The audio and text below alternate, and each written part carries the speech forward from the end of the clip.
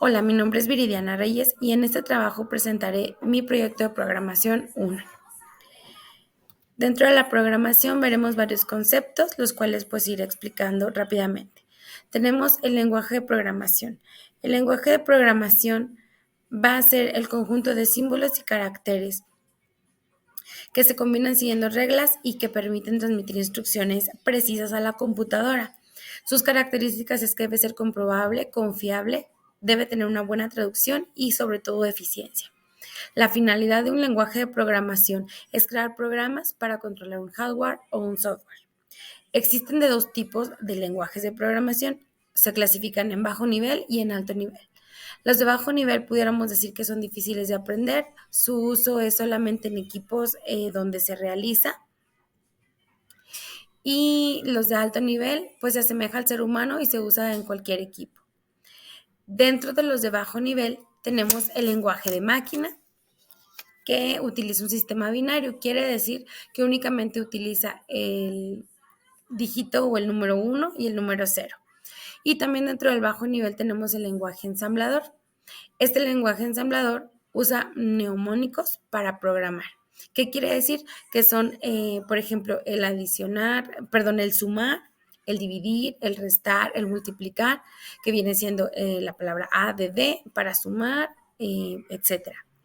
Dentro de los de alto nivel tenemos el lenguaje C, que sí es una librería para simplificar una función. Nos presenta instrucciones y funciones para resolver problemas matemáticos o de la vida.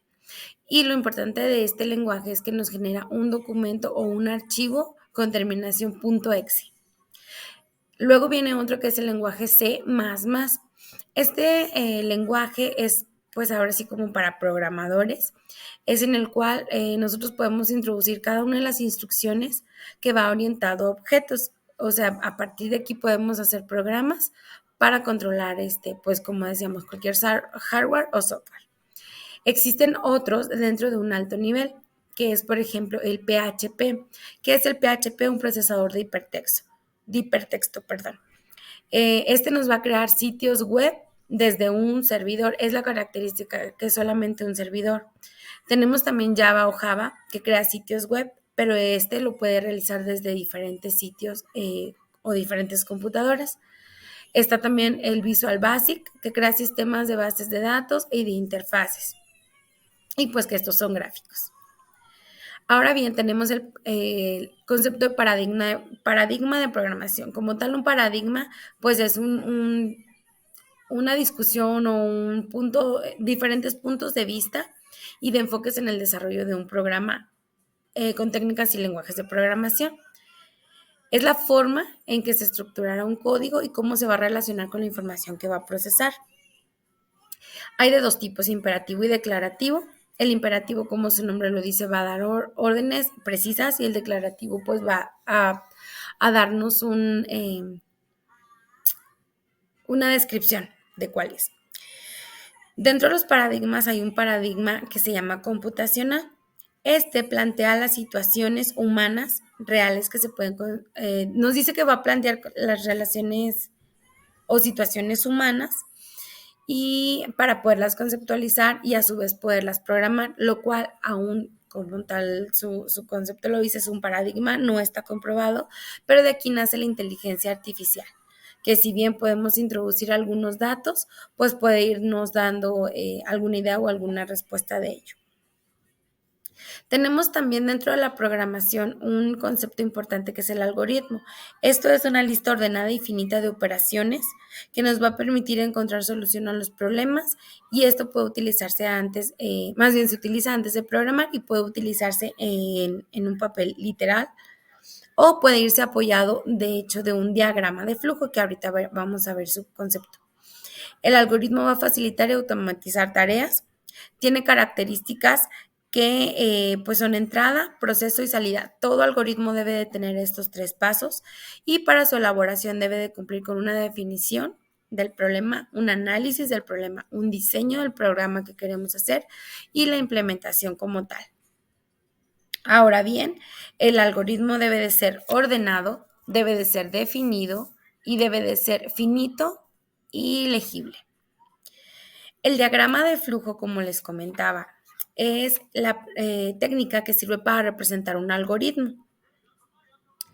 En este diagrama de flujo, bueno, va a ir acompañado de algunos símbolos, los cuales pues van a tener un significado preciso de acuerdo a una ISO, está normado, y tiene también características que debe ser un lenguaje natural, como lo digo, un uso de símbolos, flechas, terminación y un flujo. Cada uno de los componentes de un diagrama de flujo van unidos por flechas y ninguno debe quedar sin unión. Ahora bien, dentro de los diagramas de flujo, bueno, pues aquí podemos visualizar un ejemplo de cómo es un diagrama de flujo que siempre va a tener un inicio y un final. En esta tabla podemos ver cada uno de los símbolos, su nombre y su descripción. Tenemos el de inicio-fin, que como tal pues nos indica el inicio o el fin del programa. Y aquí podemos introducir la palabra literal, inicio-fin. Tenemos este otro rectángulo que está ahí un poquito en forma de rombo, que nos indica una entrada o una salida a una instrucción.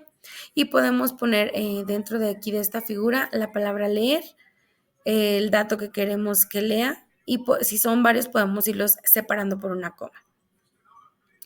Luego tenemos un rectángulo que nos va a indicar un proceso, es donde el espacio donde vamos a describir el proceso o la instrucción precisa. Tenemos un rombo. El rombo nos va a indicar, como en el ejemplo, alguna decisión que puede irse acompañada de un sí o un no, dependiendo la respuesta que tenemos o que queremos, a la que queremos llegar. Tenemos este otro que es el significado de pantalla. Una vez que ya tenemos la decisión, bueno, nos va a mostrar el resultado en la pantalla. Tenemos diferentes flechas, izquierda, derecha, arriba y abajo, que nos van a indicar el flujo de datos, dependiendo cómo vamos llevando el orden de nuestro diagrama. Y por último, más no menos importante, el puntito es un conector y que su función va a ser unir la parte del diagrama con una parte con otra que se encuentre lejos. Lo importante es que ninguna componente del diagrama de flujo debe de quedar sin unir. Y pues hasta aquí es mi proyecto. ¿Qué aprendí de esto? Bueno, pues cómo emplear cada uno, en el caso del diagrama, cómo emplear cada uno de los símbolos, para qué sirven y cómo es que podamos dar una instrucción precisa. Y con los conceptos anteriores, bueno, que es un mundo en la tecnología, un mundo en la programación, pero pues todo va de la mano, va correlacionado uno con otro. Entonces es importante conocer cada uno de estos componentes para poder emplearlos de una manera correcta. Gracias.